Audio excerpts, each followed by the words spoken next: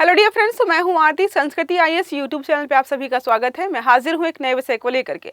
आज हम बात करने वाले हैं, बहुत सारी ऐसी जगह हैं भारत में, लगभग 100 से ज़्यादा हैं, जहां पर रासायनिक प्रदूषण बहुत बड़ी मात्रा में फैला हुआ है, जिसको कंट्रोल करने के लिए फिलहाल अभी तक हमारे पास कोई ठोस नियम कानून नहीं थे। लेकिन अब यहाँ पर ऐसा नियम कानून आ गया है जहाँ पर राज्य सरकारें मिल करके जो भी इस प्रकार का रासायनिक प्रदूषण कहीं पर भी फैला हुआ है, किसी भी कारणवश उसको कंट्रोल करेंगी, मैनेज करेंगे, और जो भी जिम्मेदार है उससे जो है मुआवजा लेकर के उस स्थान को ठीक करने का प्रयास करेंगी।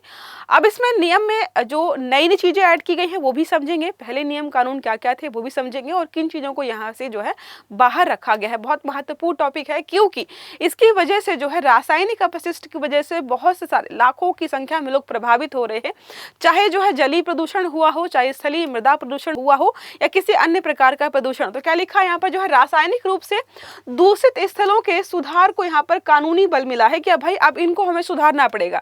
इसके पहले जो है काफी लंबे समय से प्रयास चल रहा था कि हमारे यहाँ पर कोई ऐसा ठोस नियम कानून हो जो कि इस प्रकार के प्रदूषण को कंट्रोल कर पाए, और उसी का एक नेक्स्ट रूप हम यहाँ पर देख सकते हैं। तो पर्यावरण मंत्रालय ने पर्यावरण संरक्षण अधिनियम 1986 के तहत दूषित स्थलों के प्रबंधन नियम जो है 2025 कॉन्टैमिनेटेड साइट्स मैनेजमेंट रूल 2025 अधिसूचित यहाँ पर किया है। इन नियमों से रासायनिक रूप से दूषित स्थलों की पहचान की जाएगी, मूल्यांकन किया जाएगा, और सुधार की प्रक्रिया पहली बार यहाँ पर कानून में ऐड की गई। तो ये सारी चीजें यहाँ पर होंगी। पहले क्या करेंगे ये लोग, जो है दूषित स्थलों की पहचान करेंगे, कहाँ कहाँ पर है, मूल्यांकन करेंगे कि ये कितने खतरनाक हो सकते हैं, क्या मानव जीवन के लिए खतरनाक है। उसके बाद जो है सुधार की प्रक्रिया को शुरू करेंगे, और उसका असेसमेंट भी किया जाएगा 3 महीने में, 6 महीने में, 90 दिनों में। ऐसे प्रकार का यहाँ पर जो है नियम कानून ऐड किए गए हैं। अब बात करते हैं कि इसकी आवश्यकता क्यों पड़ी।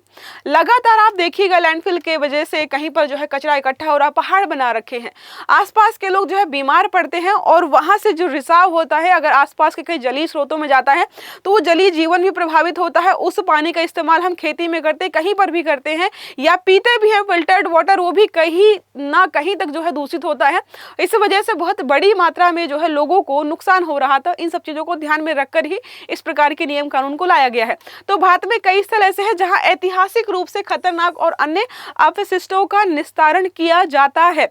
जैसे हमारे इलेक्ट्रिकल जो वेस्ट होते हैं, इलेक्ट्रॉनिक्स वेस्ट होते हैं, वो कहाँ जाते हैं, मोबाइल वगैरह कहीं डंप होते होंगे, कचरा कहीं डंप होता है।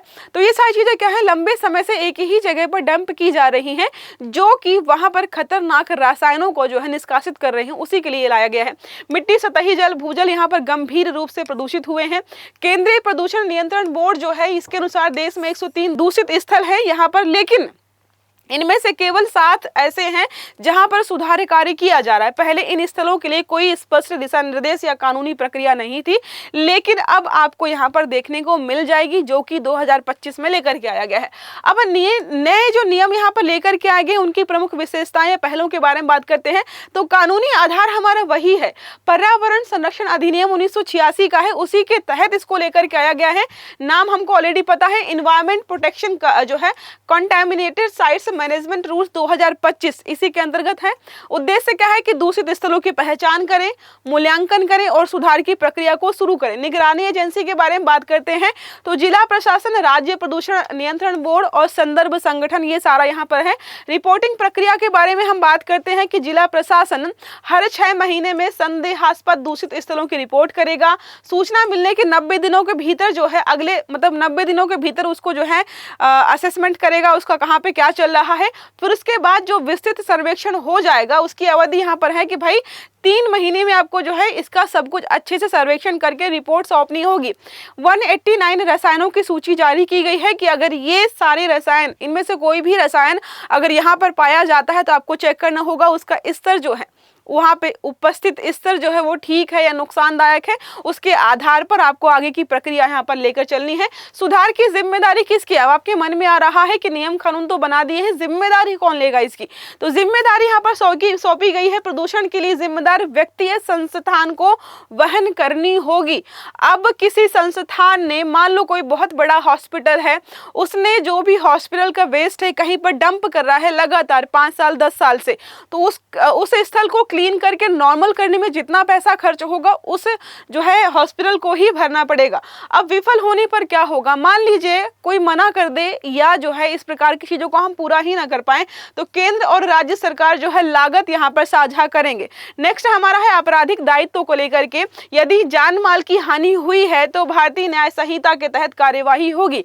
मान लीजिए किसी जो है फैक्ट्री कोई ऐसा जो है प्रोडक्ट बना रही थी जिसकी वजह से केमिकल वेस्ट रिलीज हो रहा था, उसको मैनेज नहीं कर पाई, जिसकी वजह से किसी भी प्रकार का नुकसान हुआ, पर्यावरणीय नुकसान हुआ है, जीव जंतुओं का नुकसान हुआ या लोगों की जान गई है, उन सब का जो है मूल्यांकन किया जाएगा और उसके तहत जो है जुर्माना भी लगाया जा सकता है।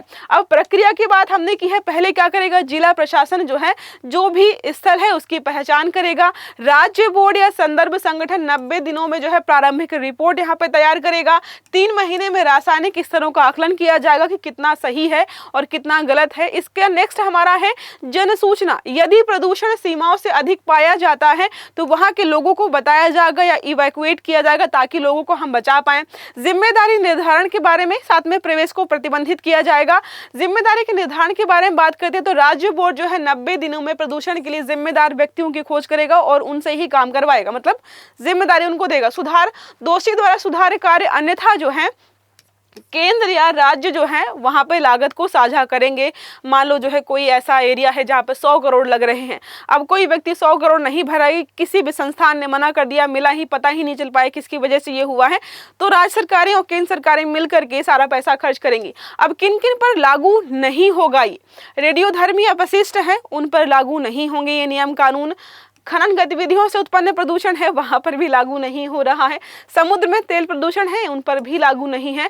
ठोस अपशिष्ट डंप साइट्स से जो प्रदूषण होता है उन पर भी ये लागू नहीं होगा। इनको अब लागू नहीं होगा इसका मतलब ये नहीं है कि ये आज़ाद हैं, इनके लिए अलग से नियम कानून बने हुए हैं, उसके तहत ही कार्यवाही होती है।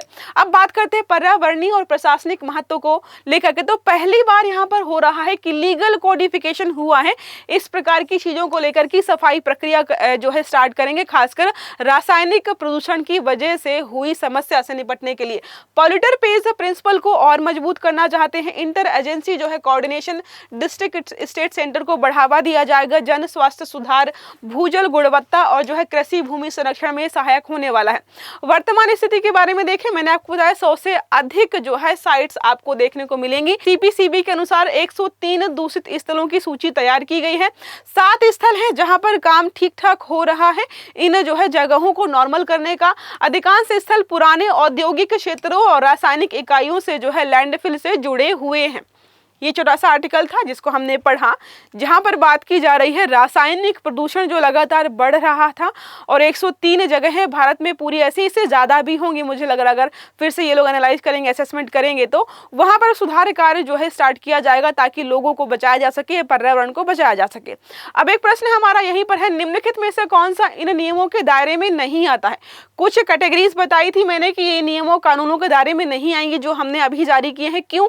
क्योंकि उनके लिए पहले से नियम कानून बने हुए हैं। तो रेडियोधर्मी अपशिष्ट, ठोस अपशिष्ट डंप साइट्स, औद्योगिक रासायनिक अपशिष्ट स्थल या फिर समुद्री तेल प्रदूषण। तो यहाँ पर 4 विकल्प दिए हुए हैं, सही आंसर आपको कमेंट बॉक्स में मार्क करना है।